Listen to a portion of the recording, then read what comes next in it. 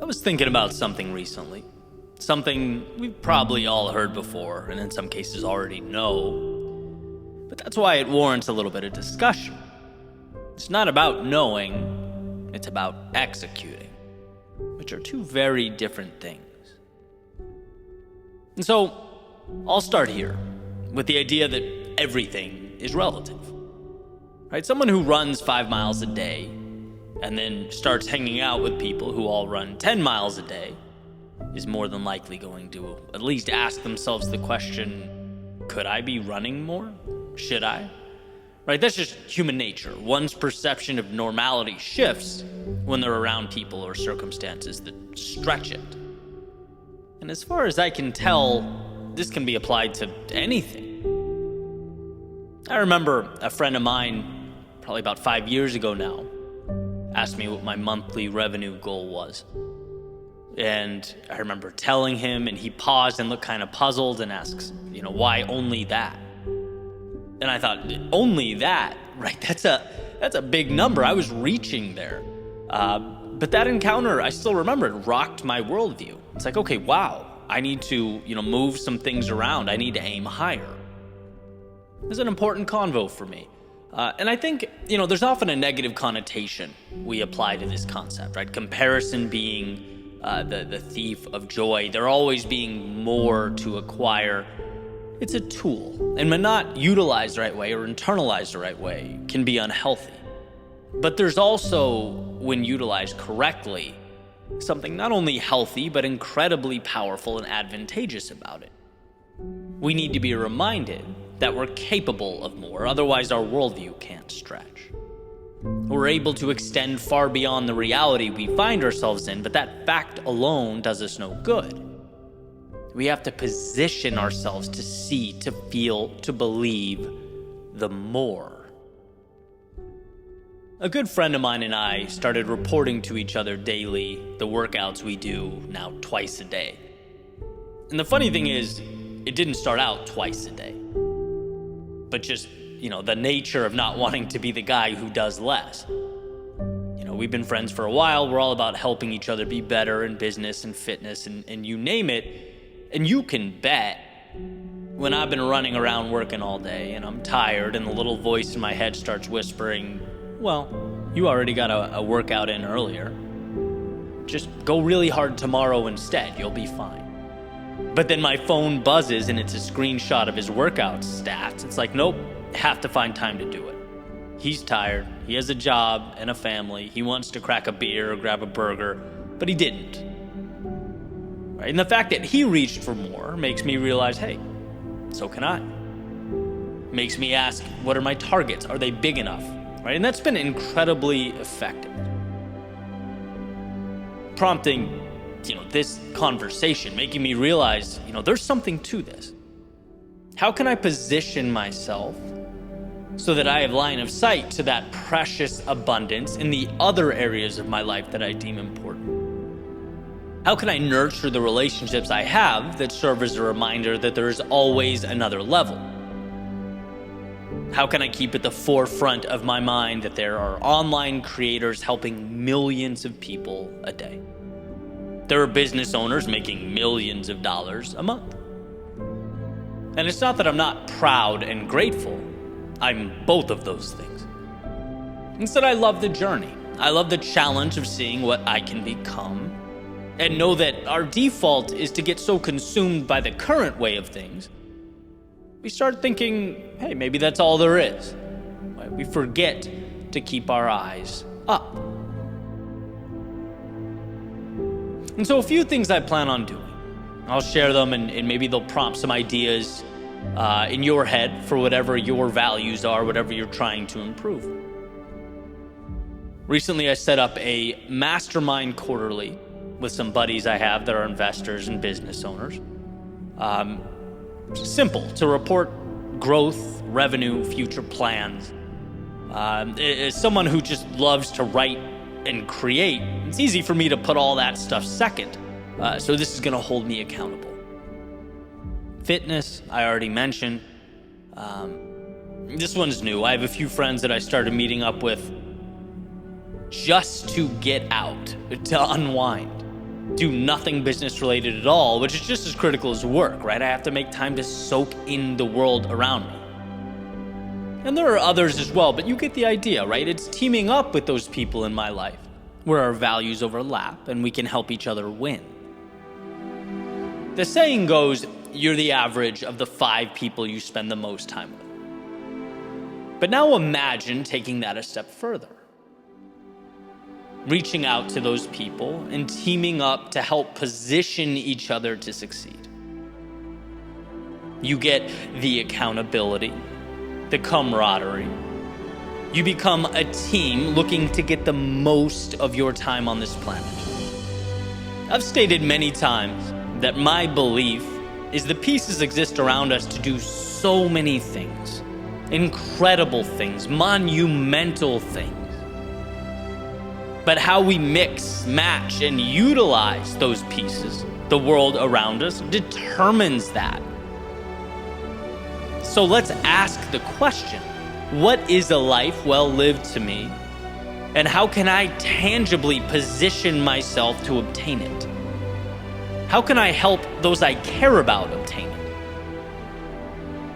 Those are some powerful questions and will ultimately lead to some incredible growth.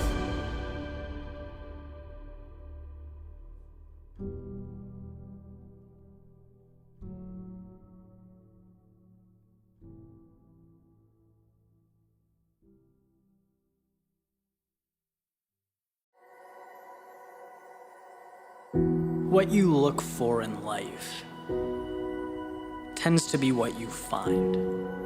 What you believe is usually what you see, which means your existence hinges on where you build your walls. And part of the reason stories, music, movies, they move us is because we're allowed, even if it's for a short period of time, to change our parameters on these things, to let the mind navigate through a world without any limitation. When you think about it, we never fast forward through a movie so that we can quickly check off the box and complete it. Right? We never rush through to move on to the sequel. No, we want to experience it. We want to be overwhelmed by emotion, captivated by excitement, lost in the mystery, and then when it's over, we retract, we return to reality. The walls come back up and the rules are reinstated. And from a 10,000-foot view, you can't help but look at that and wonder if there's more there.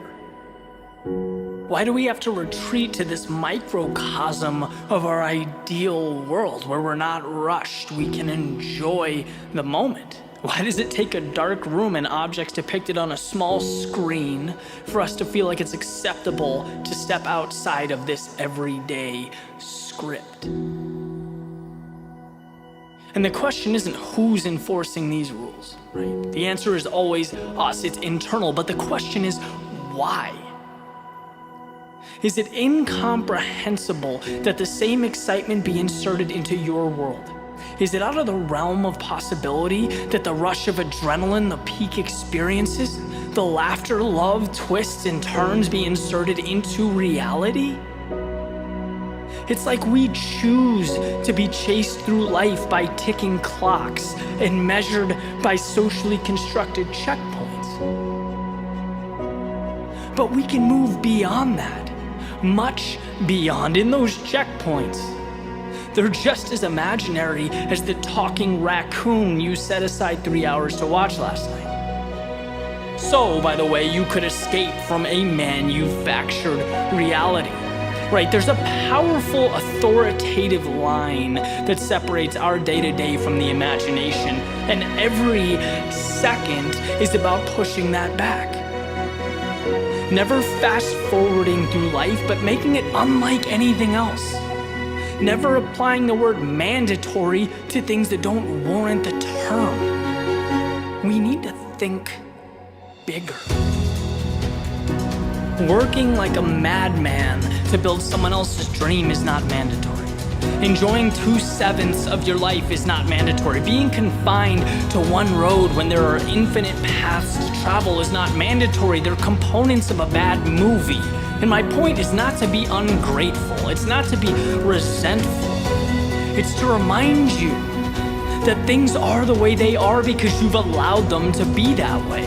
Nothing in life is destined, predetermined, or meant to be. Everything is decided. Life is chosen. Paths are taken. And sometimes a simple reminder that you have the flexibility to redefine the rules can make all the difference. You are entitled to happiness. Every day is a continuation of the extraordinary, not a break from it, and you have to see that. You have to believe that. You're not alive so that you can every so often escape. You're here to feel the imaginary, to challenge the make-believe. Our view of the world without a concentrated effort, it seems to contract. And this is your reminder to disallow that, to stop living for the 5 or the 10% and flip that ratio on its head. Now is the time to rewrite your script, recraft your storyline. And if what you look for is what you get, then it's time to see what you've never seen before.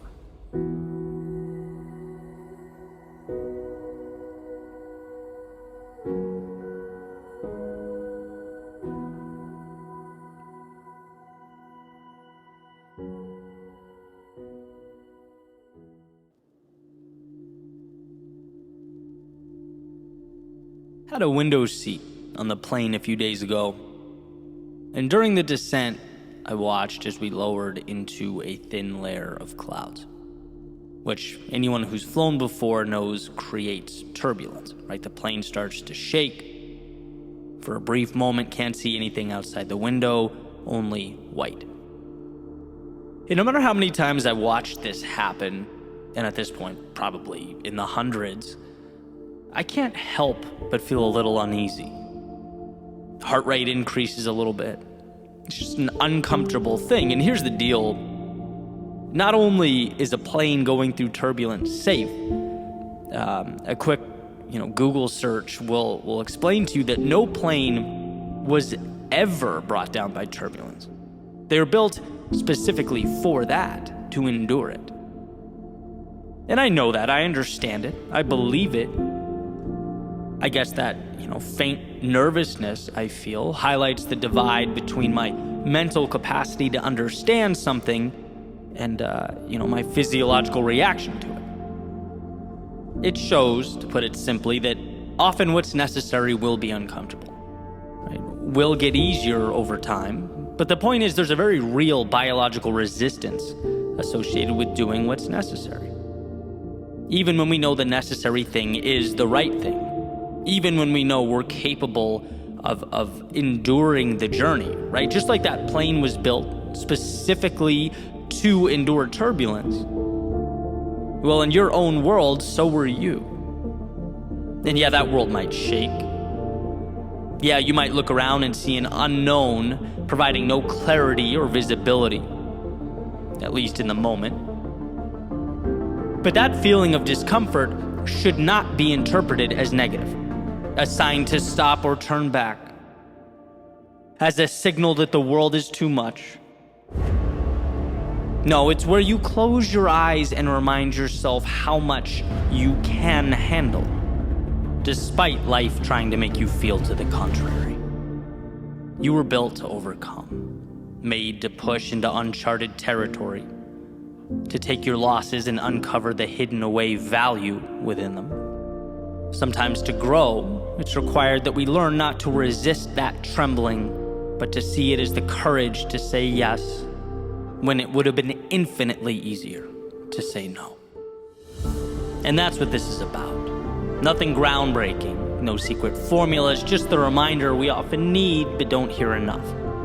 That during the ascents and descents of life, and there are and will be many, know that you were built for the turbulence.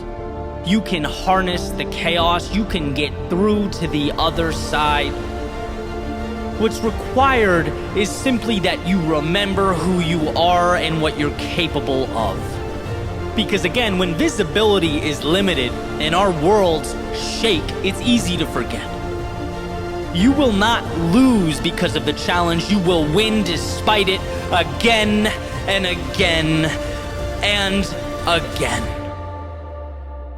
And sure, stepping up to face that adversary, you may never detach from that nervous feeling in your stomach or the shaky hands, but that's okay.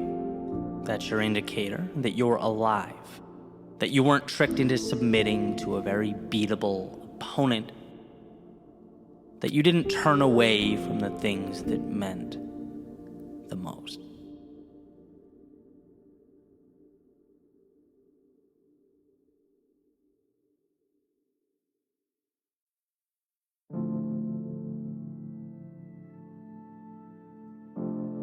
Around 2011, I hurt my left arm and had to get surgery. So for a while, I was pretty limited as far as what I could do with my upper body, and that's really when I fell in love with running.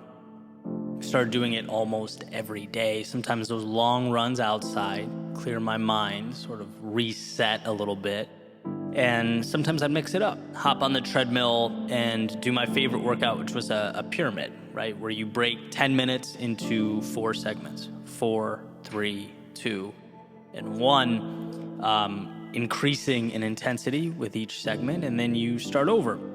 And that's where this whole idea comes from. It's this treadmill workout that I want to talk about, because there's a little ritual I picked up that I still implement to this day, and it was simple. At the very end of my workout or my run, I would always add 22 seconds. My lucky number twice, 2 and 2. So for example, if I told myself, the workout's going to be, 3 pyramids or 30 minutes, I would stop running at 30 minutes and 22 seconds. And if I told myself it was going to be an hour, I'd stop at 1 hour and 22 seconds. Always tacking on that 22. And I don't really remember the first time I started doing it or even why. But like so many things, that 22-second period organically became a habit. Sort of evolved to take on a life of its own and would come to symbolize for me a little challenge. The idea that the end is never really the end. And no matter how tired I was or how bad I wanted to stop, especially when you can see that finish line in reach, I could always squeeze out a little more. Like there's always something extra to give. And you could certainly go down that 22-second rabbit hole, right? Just 22 more seconds. And then you finish that and you realize you can do just 22 more and just 22 more. It's like this never-ending spotlight into how incredible we are as humans. That our stopping points almost always are constructed. Rarely is there not an extra 22 seconds or 22 somethings we can endure. And not only that, I think there's a case to be made that our growth occurs in that final push. There's a ton of value, hidden away in there. The stretching of the mind and body, the last rep that breaks down the muscle, the last few seconds of that run that force the lungs to work their hardest, exhausting that last bit of energy and focus, studying for an exam. Maybe that's where you confirm your comprehension and understanding of the subject matter. It's like when we are pushing ourselves just outside the limits we drew up, we are simultaneously expanding those limits. And so over the years, I've adopted that mentality. And I look at myself in the mirror now and I can see it. I'm not the same person I was a decade ago. Those little decisions to add on 22 seconds, they stack up, and they stack up in a unique way. Because it's not necessarily about the time. It's not the same benefit that, say, an hour every morning at the gym would bring. Obviously that would be incredibly valuable, but in a different way. I'm talking about mentally, an armor that we come to wear, an identity that gets materialized. It's how you see yourself and how you see the world. You understand how manufactured our parameters are. And I get it, we have to stop somewhere, sure. But it's an acknowledgement that those somewheres are fiction. They are arbitrary. You weren't made to exist within them, but to stretch them, to recreate them. And that's an endeavor that is always uncomfortable, but as far as I can tell, always worth it. The strength to go a little bit further than initially intended or designed is what will place you in a league of your own. And that's where I wanted to start, by bringing attention to the idea that there's always an extra 22 seconds, and you are always capable of obtaining it. That is yours. Whether you choose to see it or not, it's an option. It's always an option. Which sort of connects us to my next thought. If I know that's who I am, someone that fights for that 22 seconds, if I know that's what I'm capable of, and that's what lights me up, what about those times in my life when I had no desire to reach for the extra 22? Because sitting here, I can think of plenty. I can think of times when there was dissonance between my identity and my actions.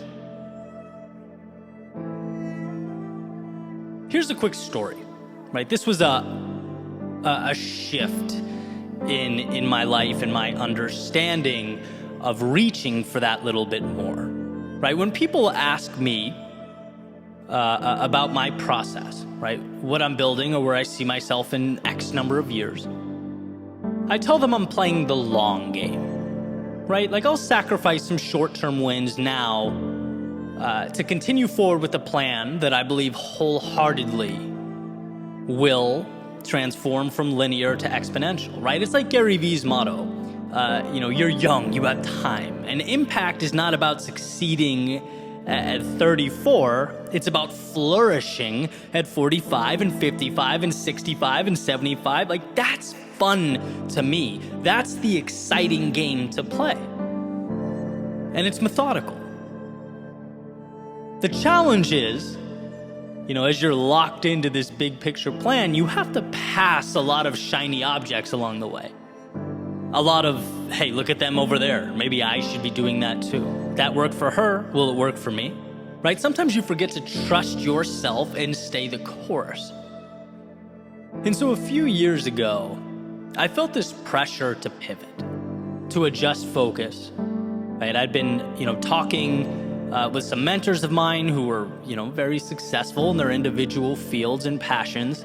And I thought, hey, you know what? It's time for me to start focusing less on the craft and more on monetizing the craft, right? The dinero side of things, which is great and it's healthy, but here's the catch.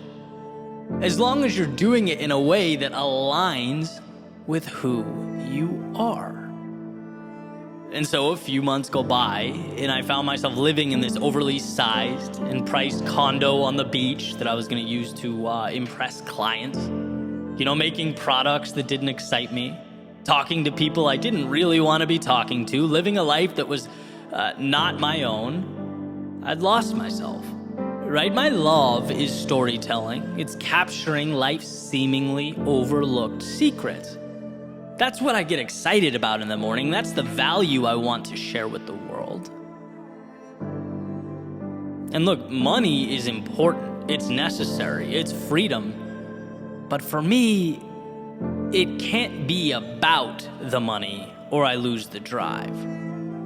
Right? And here's the point I'm making where it all comes together. What I found is that when you're a stranger in your own body, there's almost no incentive to push for that little extra. It's like, who cares about fighting for 22 seconds? I'm so misaligned, I don't even want to be here. right? That is the red flag. That's the indicator that it's time to adjust.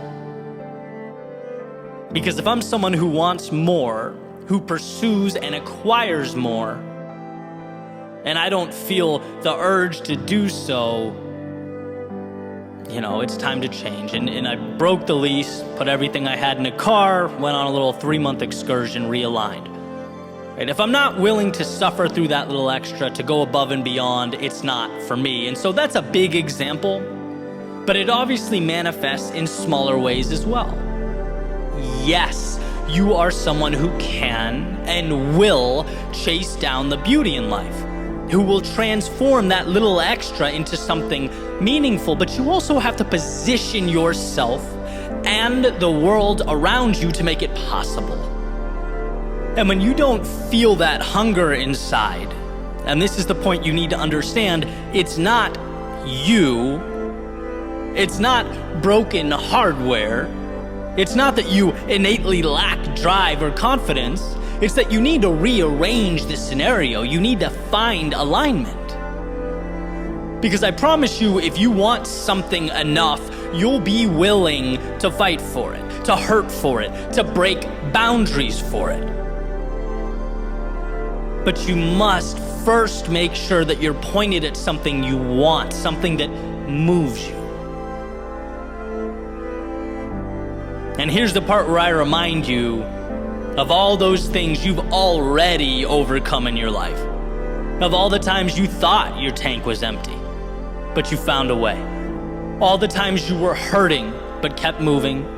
All the times you were broken, but put yourself back together. We are not told in school or at work how resilient we are. We're not told that we often stop thousands of 22-second periods short. We aren't told that we're living at a 30% capacity, operating at a fraction of our potential. We don't even realize the little miracles we've created along the way.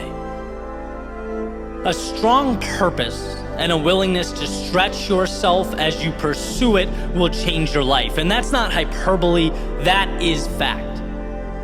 If you want what you've never had, then push yourself further than you've ever gone.